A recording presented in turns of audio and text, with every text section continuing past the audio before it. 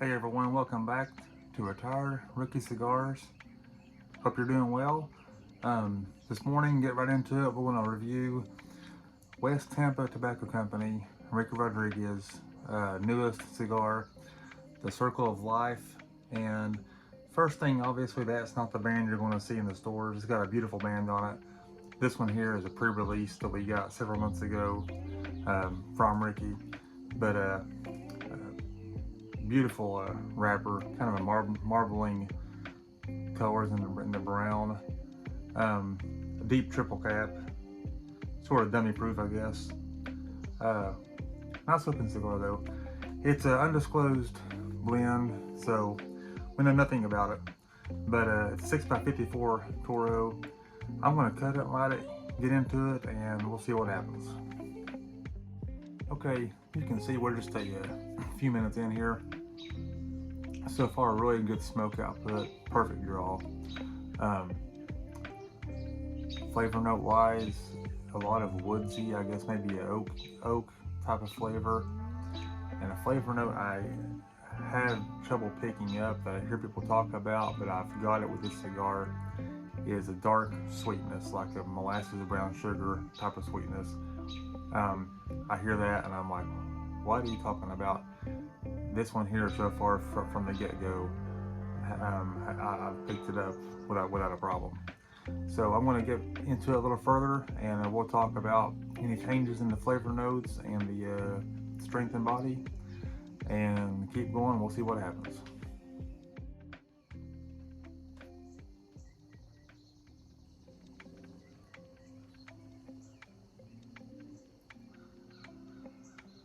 As you can see, well into the first third. Um, I ashed this a few minutes ago. It was holding on really good. I just wanted to get rid of the ash to not affect the flavor. Flavor note wise though, the dark sweetness I spoke of in the first part, it has backed off. It's still there, but it's more in the background. The oak, the woods flavor notes are still there, joined by a bread note, and not a sweet bread, just a bread note.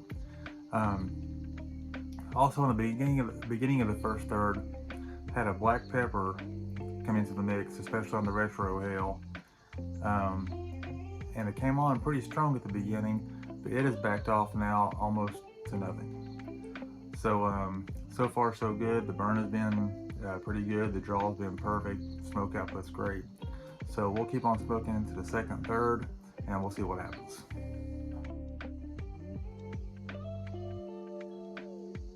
You can see we're into the final third, second third, and now stick with me here for a second. Imagine taking a piece of toast, spreading some molasses on it, and sprinkling some black pepper on that. Chew it up, swallow it. The taste left in your mouth after that. That has been the finish I'm getting on this in the second third, actually part of the first third, second third. Add some oak to the mix. That's the finish. Call me crazy, try it for yourself, I don't know. But I've got a couple of bumblebees. I'm not sure if you can hear them. They keep flying around, coming up between me and the camera, getting in the smoke.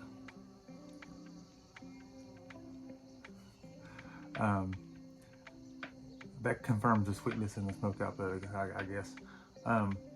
Anyhow, though, the boldness on this, I'm not sure if you can hear that or not, but I'm getting attacked.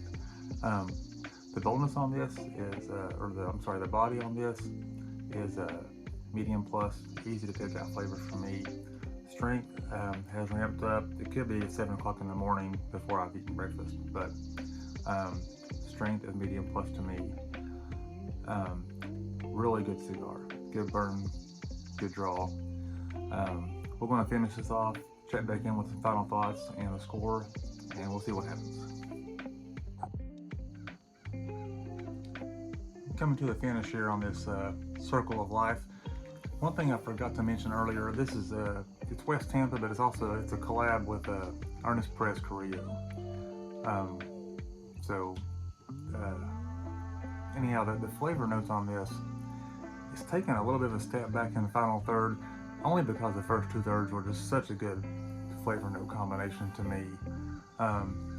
Final third, there's an espresso with a little bit of a dark chocolate on the finish. That molasses sweetness has gone away. The oak note is still there a little bit, but mainly espresso with some dark chocolate. The black pepper has been pretty consistent, very little, but enough to know it's there. The bread note has gone away the final third. I had to touch it up a couple of times. It could be because this is a pre-release cigar, so that could have something to do with it. Overall, though, this was a great cigar. In my opinion, the best West Tampa has put out. I'm going to give it, on flavor, 8.5 out of 10. Construction, with the burn and the draw, 8.5 out of 10. Value, I believe this is a $13 roughly MSRP. We'll go 8.5 out of 10 across the board. I do highly recommend you try this. Let me know your thoughts. Glad you stuck around to watch this, and we'll see you next time.